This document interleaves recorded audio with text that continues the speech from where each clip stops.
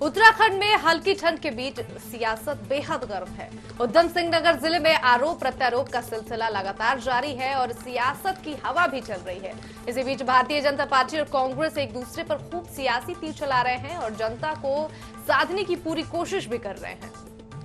तो जनता को साधने की यहाँ पूरी कोशिश की जा रही है क्योंकि चुनाव नजदीक है और ऐसे में सभी पार्टियां एक दूसरे पर आरोप प्रत्यारोप लगा रही है। वहीं उत्तराखंड में हल्की ठंड के बीच सियासत काफी गर्म होती नजर आ रही है और उधम सिंह नगर जिले में आरोप प्रत्यारोप का सियासत की हवा भी तेज हो चली है।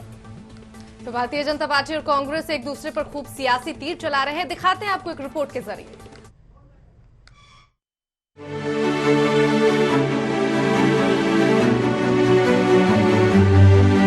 सियासत में बयानबाजी का दौर अगर तेज हो जाए तो समझो कि चुनाव आने वाला है।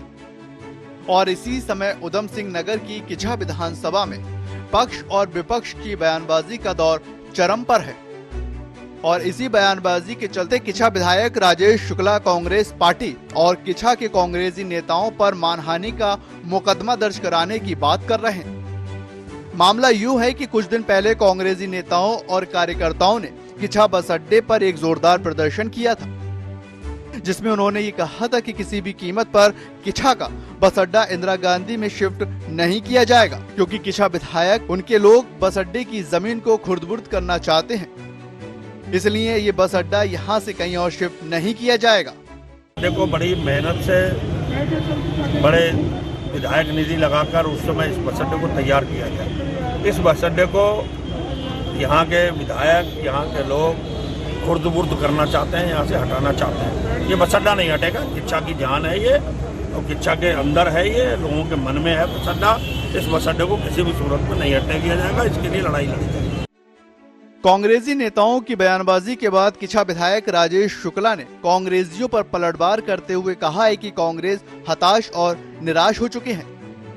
कांग्रेसी किछा में होने वाले विकास को पचा नहीं पा रहे और इसीलिए वो उनके खिलाफ अनगल बातें भी कर रहे हैं। कांग्रेस नेताओं के खिलाफ मानहानि का दावा करेंगे, जिसकी उन्होंने पुख्ता तैयारी की है। कि कांग्रेस के लोग इसमें बहुत हताश और निराश हैं। सत्ता के बिना वो जी नहीं सकते। अब उन्हें चिंता ही सता रही है कि शुरू के 2-3 साल वो ये कहते रहे कि जो ये घोषणाएं हो रही हैं ये सब फर्जी हैं, कोई काम नहीं होगा, कोई काम नहीं होगा। अब डिग्री कॉलेज बनकर खड़ा हो गया, बस अड्डा बनना शुरू हो गया, तमाम कार्य शुरू हो गए।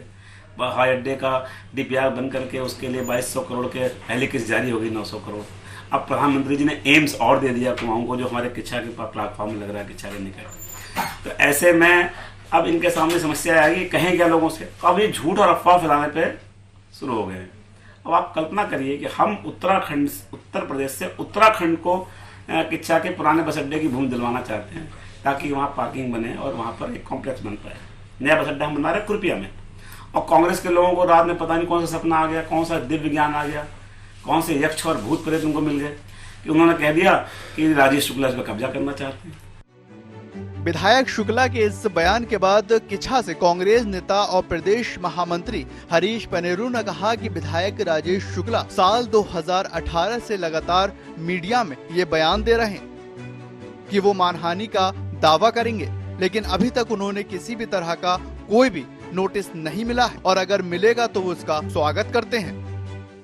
मैं इन सबको कोर्ट में घसीटूंगा, मानहानि का दावा करूंगा और इनसे अपनी मानहानि के करोड़ों रुपए लूंगा। और वरना वे उसी चौराहे पर बैठ करके प्रायश्चित करें, माफी मांगे, वहीं दरी बिछा कर बैठे। और अब तो मेरी मांग है उसमें हरीश रावत बैठे आकर के ये माफी मांगे कि इन्होंने झूठा आरोप क्यों लगाया मेरे ऊपर। तो मानहानि कोई भी कर सकता है, उसको करनी चाहिए, वो उसका अधिकार है और जोर शोर से करना चाहिए। मैं तो इंतज़ार कर रहा हूँ, वो 2018 से कह रहे हैं कि मानहानि कर रहा हूँ मैं, तो तब से मैं अखबारों में ही सुनता हूँ कि मानहानि कर रहा हूँ, मानहानि कर रहा हूँ, और मुझे आज तक कोई नोटिस नहीं मिल पाया। अगर नोटिस मिला तो निश्चित रूप से मुझे स्वागत होगा। चुनाव तक राजनीति में बयानबाजी का दौर लगातार जारी रहेगा। सत्ता पक्ष जनता को अपनी सफलताएं गिनाएंगे तो विपक्ष विफलताएं, लेकिन आगामी विधानसभा चुनाव में राजनेताओं की इस बयानबाजी का असर जनता पर कितना पड़ेगा, ये तो आने वाला वक्त ही तय करेगा। किछा से विकास दावड़ा के साथ संदीप कुमार की रिपोर्ट।